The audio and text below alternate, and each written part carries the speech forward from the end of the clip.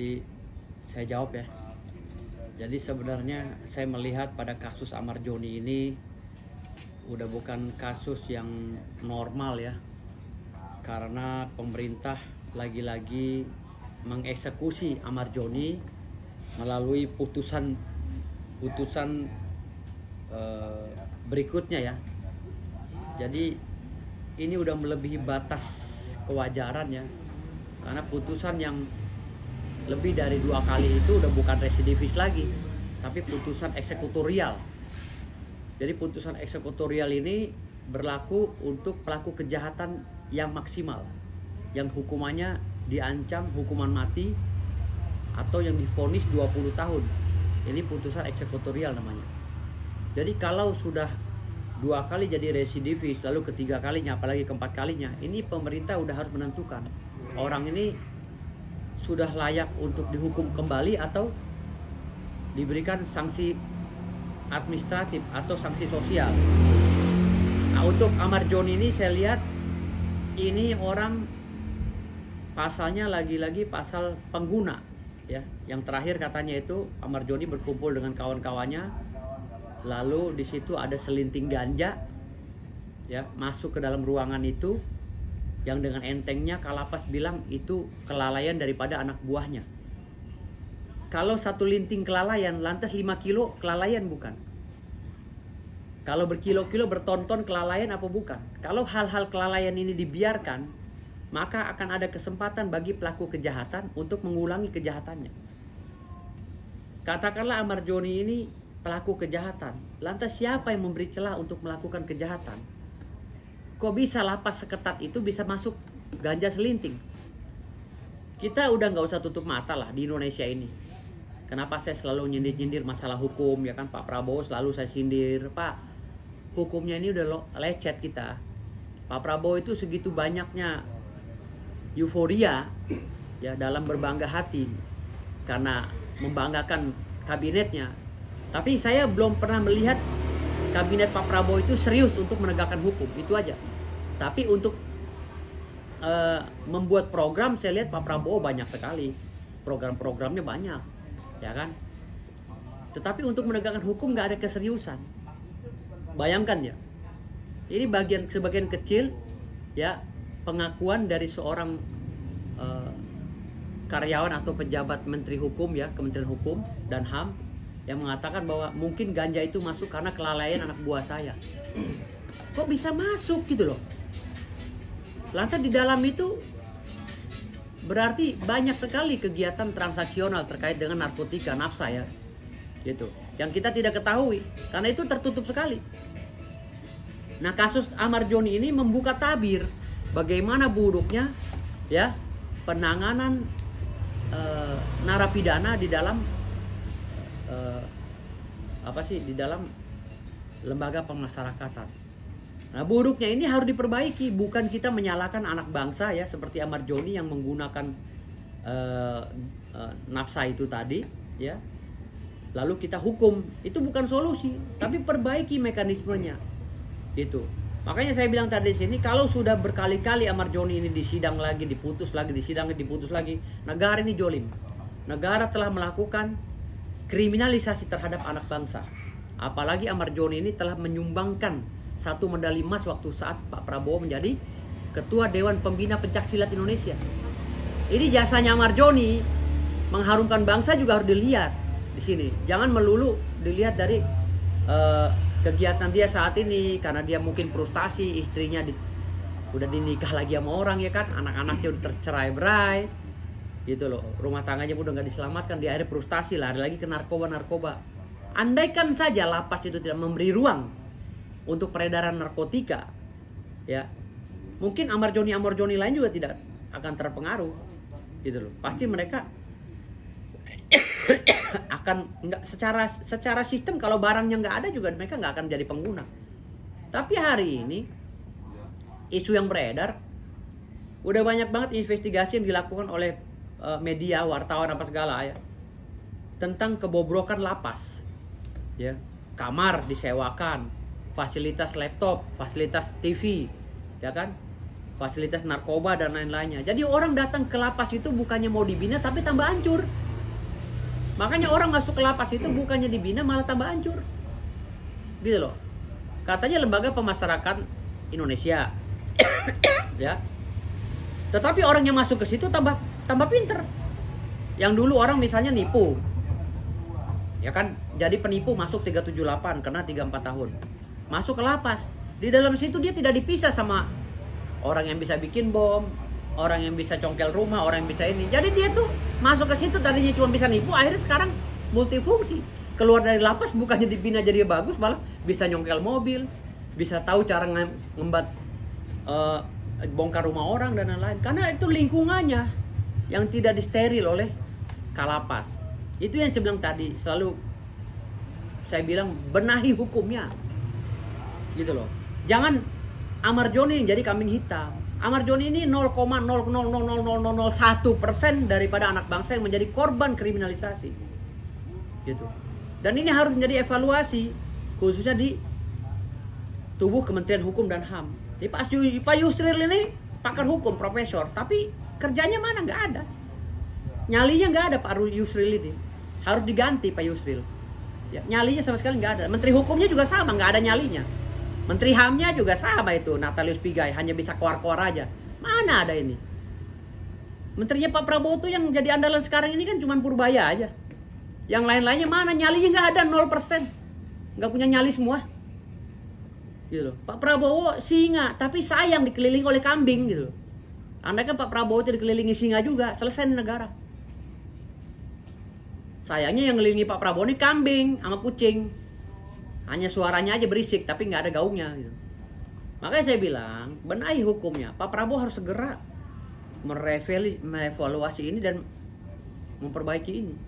Karena kalau ini tidak diperbaiki, ya negara ini coret marut, bos.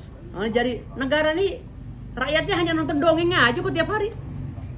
Hidup, ini ketangkep. Sekian triliun ditahan di kejaksaan, hore. Habis itu udah mendem lagi. Duitnya kemana? Nggak tahu. Duitnya buat apa? Nggak tahu rakyat. Gitu. Kita hargai kerjanya Kejaksaan Agung, bagus. Kepala Kejaksaan bagus. Tetapi yang lebih parah lagi di bidang hukumnya Mahkamah Agung. Jaksa udah capek-capek nangkep, ya kan, si pelaku koruptor 1, sekian triliun atau 16 triliun atau 17 triliun, tapi hakimnya memutus perkaranya itu dengan seringan-ringannya, dengan alasan apa? Karena si maling ini berbuat baik di dalam persidangan. Kan gila. Alasannya nggak normatif. Hanya karena dia berbuat baik di persidangan dikurangin masa tahannya. Gitu loh. Padahal itu ancaman hukumannya hukuman mati harusnya. Jadi percuma Pak Prabowo ini nangkap-nangkapin koruptor, tapi hakim-hakimnya masih banyak yang maling. Gitu. Kenapa saya selalu keras kritik Pak Prabowo? Karena waktu beliau tinggal sedikit lagi, 4 tahun lagi. Kalau dia kepilih lagi, kalau dia nggak kepilih, kita mumpung dipresideni oleh macan ini. Pak Prabowo ini macan. Tapi macan ini jangan sampai salah pilih teman. Kalau dia milih kambing, jadilah kambing dia. Gitu. Pak Prabowo ini macan kita, Pak, macan kebanggaan kita. Jangan sampai dia salah teman, gitu aja. Karena kalau macan disuruh main sama kucing, jadi kucing dia. Pak Prabowo ini harus dikelilingi oleh macan-macan. Nah, ada Pak Purbaya, ada Kepala Kejaksaan Agung, itu macan itu. Udah mulai berani nangkapin ini, udah mulai berani ini. Itu macan. 2 macan Pak Prabowo aja yang mendampingi Pak Prabowo udah kelihatan tariknya. Bagaimana kalau sebuah menteri diganti oleh Pak Prabowo dengan macan-macan? Indonesia gemah ripa loh jinawi. Gitu loh. Cari orang itu yang benar-benar jihad fisabilillah, yang berani mati untuk negara. Melawan mafia dan koruptor. Jangan cari hanya engge-engge Pak, maaf kula nuwun Pak, maaf ya Pak. Itu udah gak zaman. Itu udah gak zaman bagi maling-maling itu. Sekarang saatnya merubah bangsa ini jadi lebih baik. Ya, hari ini saya bukan. Tapi kalau 4 kali hanya pengguna, apalagi hanya dia duduk-duduk sama temannya ngumpul, tahu ada gelek di sebelahnya, ya dia nggak megang, dipaksa untuk megang, ya susah lah. Itu namanya kriminalisasi hukum. Ya direhab aja, dikeluarkan, direhab, dibina. Apalagi dia pernah bawa medali kan, medali emas waktu dia konsen di Pancasila kan gitu. Bang, ini kan perkaranya kalau masalah kan Januari, bulan Januari. Padahal Januari besok dia juga akan keluar hukuman masa yang kemarin diputus. Iya. Dan akhirnya kebongkar. Ada dugaan-dugaan banyak pihak dari kuasa hukum atau dari sahabat sendiri dalam proses berjalannya permasalahan ini adalah negosiasi untuk kesepakatan terindikasi untuk tidak dibawa ini juga unsurnya oknum-oknum ini juga bermasalah juga dalam proses ini, Bang. Ya mungkin oknum itu takut kebongkar rahasianya di dalam sama si Amar, karena Amar udah banyak banget ngeluarin berita keluar kan, ngebocor-bocorin tentang kegiatan di dalam lapas, sehingga kalapasnya ketakutan lalu disingkirkan Amar ke sana, didoktrin dulu.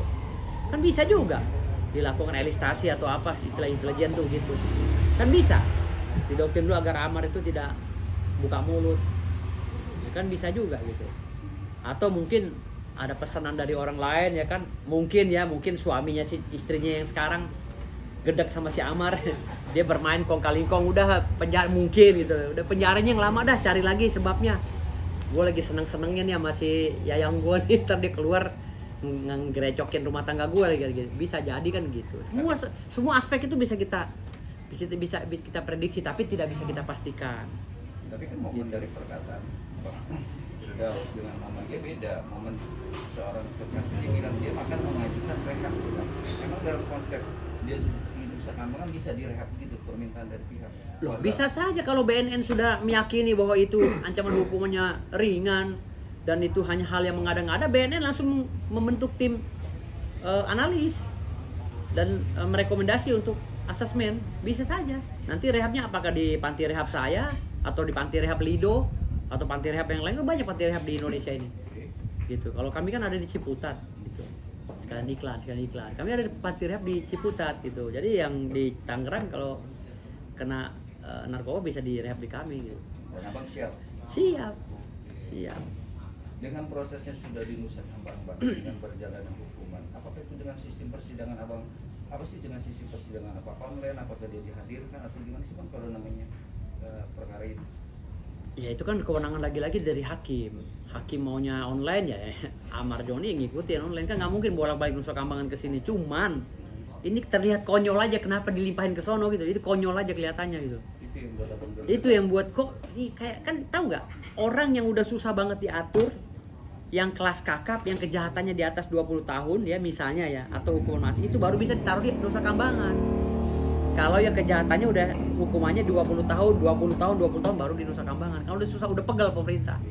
Tapi kalau yang hukumannya hanya 3 tahun, 6 tahun, janganlah. Tapi kan udah 3 kali pertanyaannya itu Bang. Dan dia juga makanya kalau udah 3-4 kali pemerintah harus mengeksekusi dia. Kan dibilang tadi udah 3-4 kali dalam undang-undang itu, dalam hukum, istilah hukum ya, di dalam proses penghukuman seseorang, kalau sudah lebih dari 3 kali itu udah pemerintah udah harus ambil tindakan. Mau diapain ini anak? ya, buktinya dibawa ke Nusa Kambangan itu kan bukti bahwa Loh, itu bukan penghukuman, tapi itu membuat aturan sendiri. Gitu loh. Nusa Kambangan itu untuk orang yang kejahatannya maksimal, Bos. Tuh, kalau dia hanya pemakai aja, pengedarnya juga baru diduga. Tuh. Atau pengedarnya udah pernah dihukum sekali gitu kan. Harusnya kan dia bisa dibina di rehab. Jadi dengan almarhum Budi Gudiman. Nah, itu beda lagi. Dari Budiman beda lagi. Tapi kan diindikasikan sama gitu kalau soal pengedar gitu. Enggak lah, dampaknya kan kecil Amar Joni nggak. Kalau dia pengedar dia udah kaya, dia aja ditinggal bininya kok saking nggak ada duit gimana? Pengedar dari mana? Pengedar itu udah punya apartemen, punya rumah di Singapura, punya rumah di Amerika, itu baru pengedar bandar besar. Amar Joni mah ya elah, mungkin dia main saham 2 gitu, paling bisa buat beli tisu doang. Kasian duitnya buat bisa beli tisu doang. Tapi merusak generasi anak muda Bang. Kalau terindikasi Anak muda yang di mana? Ya generasi muda Bang. Karena Dia udah ini belum? Udah ini belum? Udah dampaknya Bang. Enggak, dia udah ketahuan belum? Kita berbicara sebagai Amar Joni, bukan sebagai pengedar. Gua tanya, Amar Joni udah pernah ngedar belum dengan dampaknya sampai ke belum pernah kan, dia hanya ketangkep pelaku untuk apa pengguna kan gitu doang. Tapi kan ini buat pelajaran masyarakat kalau melakukan apapun yang berbau dengan hukum, yaitu proses hukum yang berjalan Bang. Udahlah, jangan ngomongin hukum. Gua aja nih dokter hukum, muak dengar hukum di Indonesia, muak banget gua. Ya benar, gua udah muak. Jangan bicara masalah hukum lah. Di sini hukum rimba aja udah. Semua orang udah tahu semua gitu loh.